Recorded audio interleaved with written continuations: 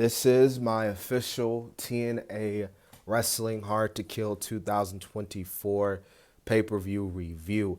And, overall, I thought tonight, again, this being the first pay-per-view under the TNA rename, um, honestly, overall, this was a solid show. I thought this was a solid show at best. And, we kicked the show off with the Women's Knockouts Ultimate X match to determine the number one contender for the TNA Knockouts World Championship. And Jizzle Shaw won the match. And this was actually a really good opener. I thought all the women who competed in this match killed it. I thought all the women really, really went hard in this match. Even though the other competitors didn't win the match, they still did good regardless of the outcome.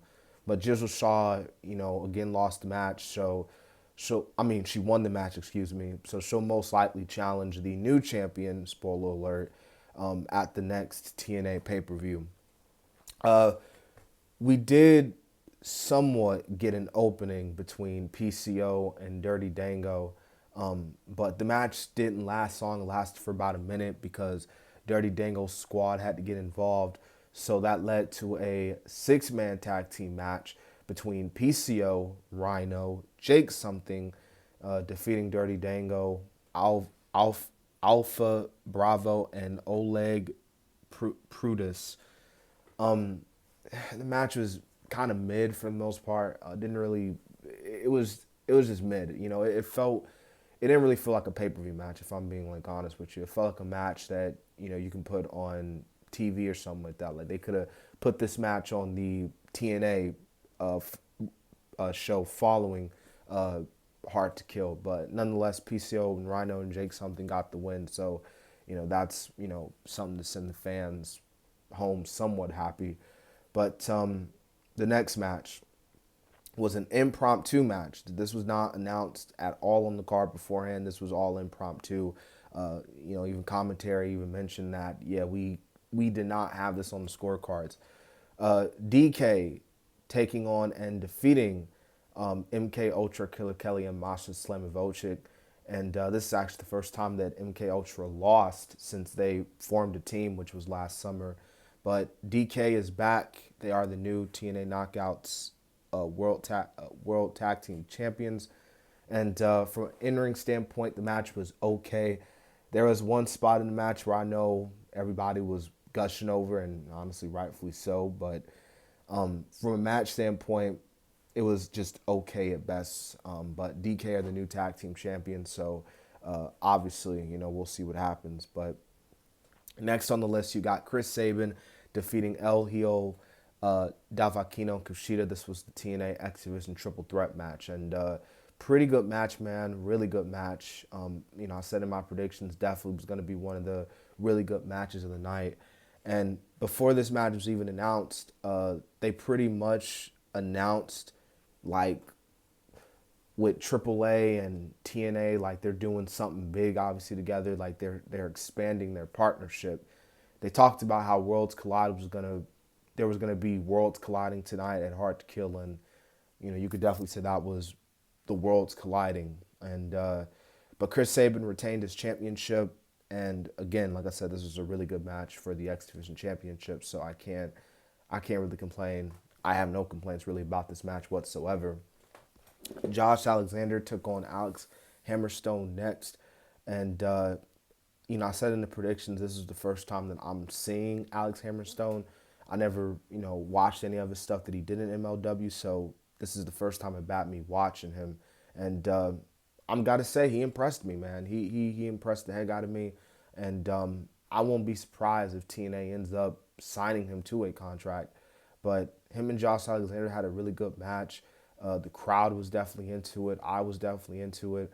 But I do think Josh Alexander going over, was the right call considering, again, TNA and, the pay-per-view, Hard to Kill, and all that good stuff. But again, Alex Hammerstone, despite losing the match, he definitely did not disappoint at all. The next match was a fatal four-way tag for the TNA World Tag Team titles. ABC defeating the Rascals, Speedball Mountain, and the Grizzled Young Veterans. And honestly, I thought the match was solid. for the most part, ABC, like I said, got the win here, so that's pretty much to it. I can definitely see the Grizzly Young Veterans most likely probably also getting signed to TNA as well, um, if they haven't been signed already. But yeah, ABC retained the championships there, and again, solid tag team match at best for me personally. And yeah, there's really nothing more I can really say about that. Next was the TNA Knockouts World Championship match. This was Jordan Gracie and Trinity. And, you know, Jordan Gracie's the new champ, like I said earlier in the review. She defeated Trinity. And, you know, I said in the predictions that I had Trinity win, but I said that in the predictions that the only way that Trinity was going to lose this match, if the rumors were true that her TNA deal is coming to an end and potentially she's going back to WWE. So it looks like the rumors are true because, again, Trinity lost tonight and Jordan Gracie is the new TNA Knockouts World Champion. And I even saw a video clip that was on social media that had pretty much Trinity saying her goodbyes. So this was pretty much, I'm just going to go ahead and say it, her last match, most definitely in TNA. And if it's not really a spoiler or a prediction already, and it hasn't been set in stone already, Trinity is definitely going to be showing up in the Royal Rumble. Naomi, obviously, but still same girl. Surprise Royal Rumble entrance, officially making her return to the WWE, which will definitely be really cool. Definitely be really cool. You know, obviously left WWE on bad terms, obviously, you know, walking out the way they did. So it would really be cool to see her back. But she had a really good run in Impact Wrestling, I mean TNA Wrestling. And it was good that they let her shine there, obviously. And like they immediately put the belt on her as soon as she got there, rightfully so. Main event time, Alex Shelley took on Moose for the TNA World Championship. And, people were probably thinking there's no way they're going to put the title on Moose. But they did. Moose is the new TNA World Champion.